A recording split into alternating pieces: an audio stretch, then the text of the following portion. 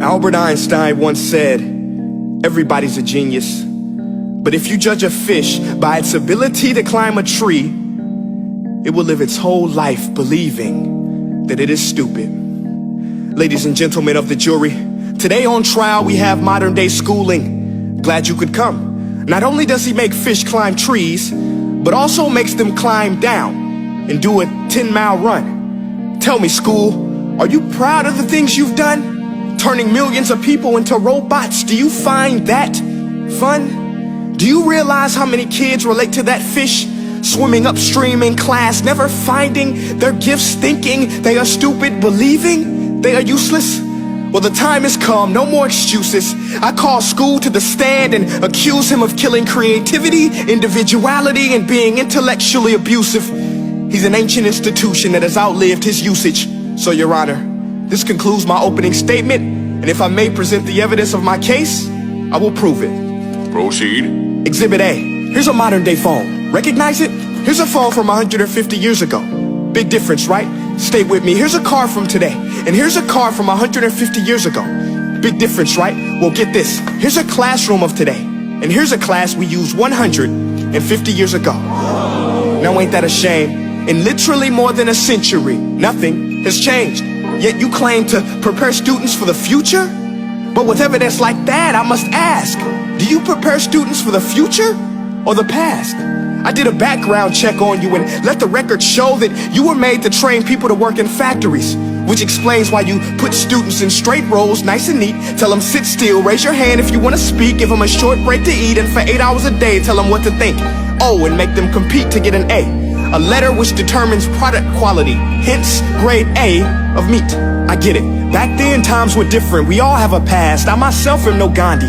But today, we don't need to make robot zombies. The world has progressed. And now we need people who think creatively, innovatively, critically, independently, with the ability to connect. See, every scientist will tell you that no two brains are the same. And every parent with 2 or more children will confirm that claim. So please explain why you treat students like cookie cutter frames or snapback hats, giving them this one-size-fits-all crap. Watch your language. Sorry, Your Honor, but if a doctor prescribed the exact same medicine to all of his patients, the results will be tragic. So many people will get sick, yet when it comes to school, this is exactly what happens. This educational malpractice, where one teacher stands in front of 20 kids, each one having different strengths, different needs, different gifts, different dreams, and you teach the same thing the same way? That's horrific. Ladies and gentlemen, the defendant should not be acquitted. This may be one of the worst criminal offenses ever to be committed. And let's mention the way you treat your employees. Objection. Overruled. I want to hear this. It's a shame. I mean, teachers have the most important job on the planet, yet they're underpaid?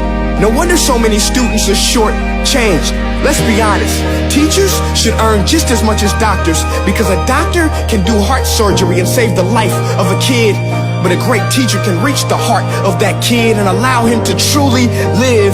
See, teachers are heroes that often get blamed, but they're not the problem. They work in a system without many options or rights. Curriculums are created by policymakers, most of which have never taught a day in their life. Just obsessed with standardized tests. They think bubbling in a multiple choice question will determine success. That's outlandish. In fact, these tests are too cruel to be used and should be abandoned, but don't take my word for it. Take Frederick J. Kelly, the man who invented standardized testing, who said, and I quote, "These tests are too cruel to be used and should be abandoned." Ladies and gentlemen of the jury, if we continue down this road, the results will be lethal. I don't have much faith in school, but I do have faith in people. And if we can customize healthcare, cars, and Facebook pages, then it is our duty to do the same for education, to upgrade it, change it, do away with school spirit, because that's useless. Unless we're working to bring the spirit out of each and every student, that should be our task. No more Common Core. Instead, let's reach the core of every heart in every class. Sure, math is important, but no more than art or dance. Let's give every gift an equal chance. I know this sounds like a dream, but countries like Finland are doing impressive things. They have shorter school days, teachers make a decent wage, homework is non-existent, and they focus on collaboration instead of competition. But here's the kicker, boys and girls. Their educational system outperforms every other country in the world. Other places like Singapore are succeeding rapidly. Schools like Montessori, programs like Khan Academy, there is no single solution.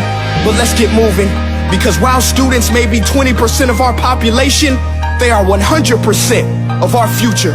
So let's attend to their dreams, and there's no telling what we can achieve. This is a world in which I believe, a world where fish are no longer forced to climb trees. I'll rest my case.